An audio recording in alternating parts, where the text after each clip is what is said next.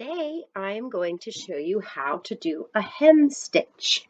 So in order to work on this, I have the item that needs to be hemmed. In this case, it is a vintage dress that Scarlett picked up, and it is in remarkably good condition, except at some point the skirt ripped out on the hem, and so we have this kind of icky looking bit, but it's pretty easy to fix. Now I also have a needle. In this case, I am using a somewhat short needle, and I don't need to use a very long one on this particular project. I also have my matching thread. Always try to take the time to match your thread to your project. It will look much, much better in the end.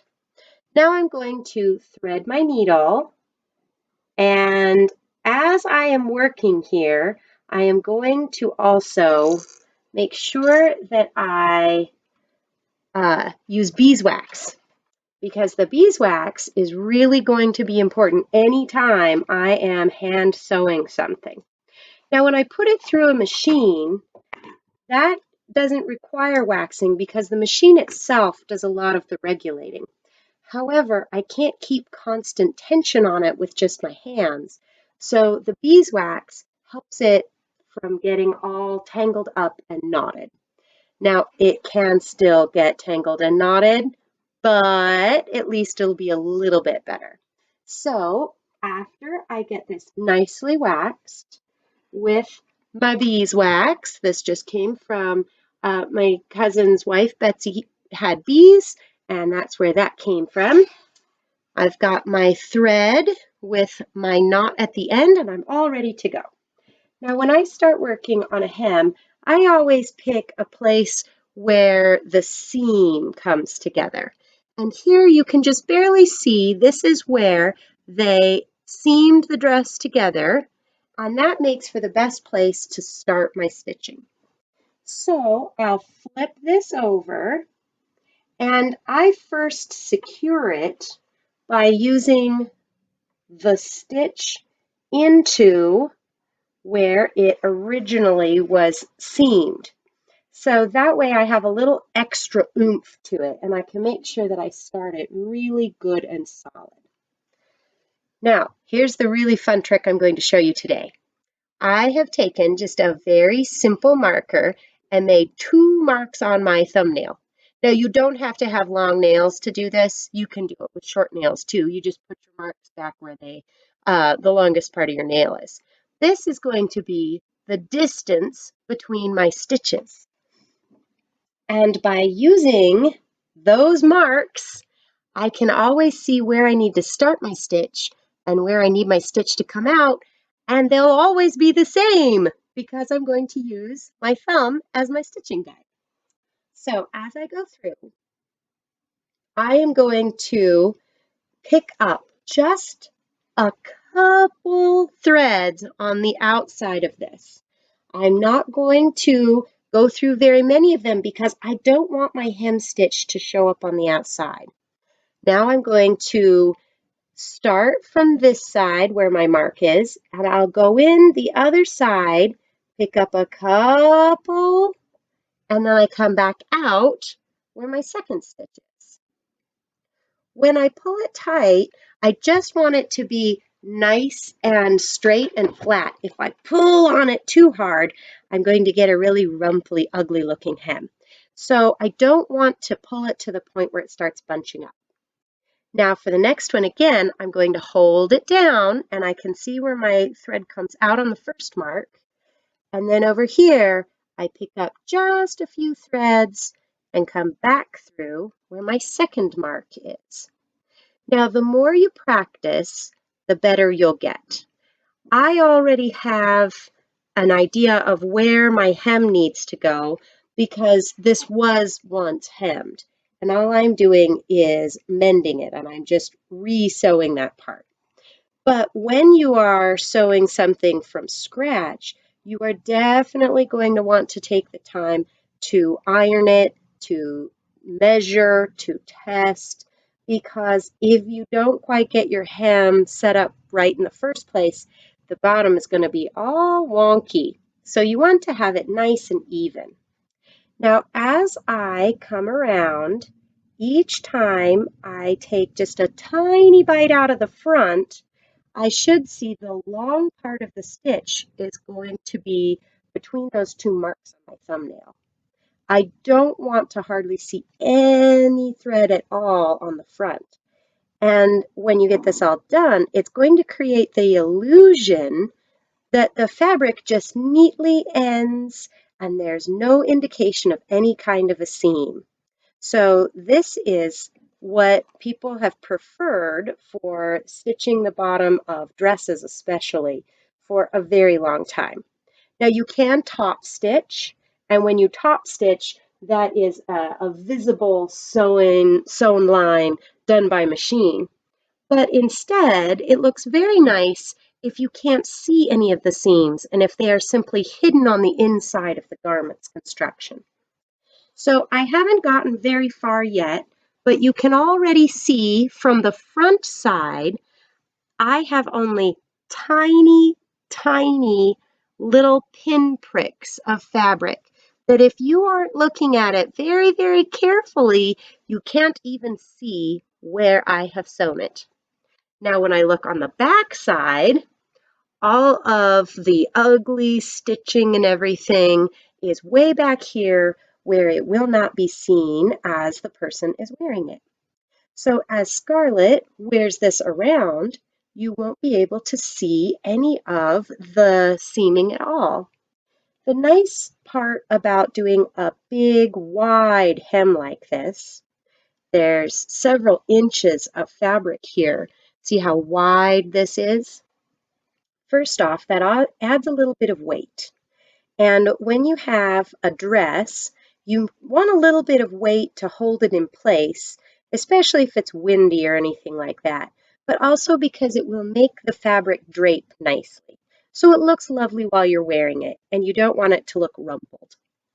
Now, the other thing here is by giving yourself a nice big hem, if you get taller and you need the hem to be longer, you can simply take this stitch out, remeasure it, and make the dress a little bit longer.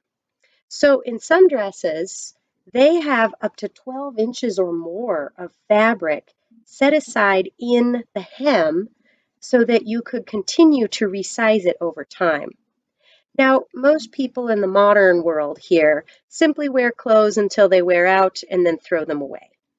But especially for hundreds of years before it became cheaper to do that, people have been making and remaking their clothing over and over and over again. So, for example, the clothes that you would wear as a child may have once been clothes that your mother or father wore, and that would have just been simply taken apart and re-sewn into whatever was needed next. So eventually, that work shirt of Dad's might become a shirt for a smaller person, so it could be cut down and you could cut out any of the ripped or torn parts. Then it might go to an even younger person who's even smaller, so that by the time clothes come all the way down to a toddler, they wouldn't even have to use all of that original collection of fabric. Now, eventually, even when it got so bad and worn out and probably stained and everything, it could still be useful. People would then take apart the clothing once more, only at that point they would start to cut it up and use it to make quilts. Quilts could be made out of anything, including cotton, as many of our modern quilts are, but they might also include wool or satin or silk, pretty much whatever the family had laying around. Even in the same quilt, you could have multiple different kinds of fabric. Now, some quilts were very quickly sewn together. They were not meant to be very fancy. They were simply meant to keep you warm. And others could be made over years worth of time, where the quilt maker might sit down and work for an hour or two here and there, and it could take seriously years before they finished all of the decorative hand sewing. Now, in most cases, the family quilts were very simple, made out of things like this once they had finally gotten too old and raggedy to be used as clothing. But just a simple thing as knowing how to do a hem could take something that was destined for the landfill and turn it back into something lovely and usable. So before you throw something away, even if it's just a simple t-shirt, if your hem has come out, you can use this to mend it. And that way you could still get quite a while's use out of it, and we don't have to throw things away. Now I am just about at the end of this amount of thread. When I get to the end of this section of thread, I'm going to need to knot it and make sure that I've secured the ends. Now, the biggest problem I have, especially with my very long dresses, is that occasionally I'll trip on them. And if I break the thread, it can't unravel very easily because this is a very loose sewing stitch. So if I don't secure my thread very well, I could end up losing large sections of my work just because it has unraveled over time.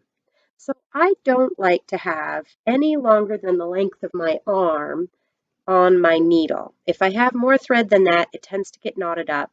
And then I also end up with too much without a threaded knot to secure it.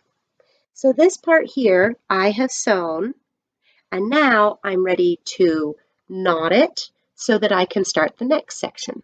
Now, in order to do this, I've already gone through, I came up by this part of my thumbnail mark, and now I'm simply going to go through just the back and I will make a loop. Here you can see it's looped around my finger. When I come back out again, I'm going to zoom the plane through the loop, and that way when I pull it tight, I have a little tiny knot. Now it's not a very secure one. So I'm going to do this 2 or 3 times just to make sure that I actually have secured that loose end of thread very, very well. It only takes a second or two to throw in another several knots, and I would much rather do a good job the first time around rather than have to fix it later because I cut corners. So I have actually secured this with a half dozen knots because I want this to be able to move and groove and not fall apart. So here I will trim my thread. I don't cut it right next to the knot. I give it a little tail, and that will also help it stay secured longer. I never ever set down a needle. I only have it in my hand or in the pincushion. So now I have this much of the dress hemmed, and I need to go through and do this much. So it takes a little bit of time. And the best way to spend your time while you're doing handwork like this is by listening to a story. So I would highly recommend that you find an audiobook to listen to while you are working on your hem stitch.